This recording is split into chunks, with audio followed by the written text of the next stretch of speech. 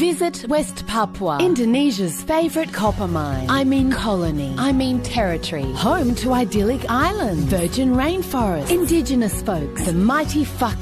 But most importantly, the biggest copper and gold mine in the world. Which is why here at the Australian government, we've done everything we can to help our mates beat the living Fak out of those indigenous folks, so that our other mates can come in and start making the ching-ching. Because if anyone knows how to colonise an island, mine the shit out of it and leave the natives with breadcrumbs, it's us. West Papua, a Dutch colony until 1961, when Papuans raised the Morning Star flag, only to be colonised the following year by Indonesia. The world was outraged. Nah, just kidding. 0 fucks were given, and the UN rubber-stamped the Act of Free Choice, a sham election in which a bunch of hand-picked Papuans with guns pointed at their heads voted to become part of Indonesia. Australia was there to help too. Remember when 2 Papuans tried to flee to the UN to expose this bullshit? We prevented them from ever getting there by detaining them on Manus Island. Manus Island, where we still betray refugees to this day. Today, Australia is proud to continue its fine tradition of complicity in West Papua. Here we are chilling with the guy who said the hitmen who assassinated the Papuans' leader are heroes. Although we helped train and arm those heroes, so we deserve some credit too. Meanwhile, Papuans are enjoying the benefits of Indonesian colonisation, like being the poorest people in the country, despite living on one of the most resource-rich lands on Earth. Not to mention decades of murder, rape, disappearances, torture, torched villages, which thankfully you never hear about, since reporters and human rights groups are banned from West Papua, where nothing says unity and diversity like throwing Papuans in jail for raising their own flag, or like pushing them off their lands to make room for plantations, annihilating their rainforests, and contaminating their lands with this giant tumour, which is serviced by massive shipments from Cairns. Cairns, the Aussie town supplying West Papua's Death Star with all its operational needs. It's all part of our Stufu policy. We ask all Aussies to embrace Stufu, because even though Indonesia is our largest recipient of foreign aid, and even though we spend millions of your tax dollars training their soldiers and dining their war criminals, at the end of the day, we're Indonesia's bitch, which is why we have to apologise to them every time someone here mentions West Papua. Visit West Papua, the country you never even knew we were helping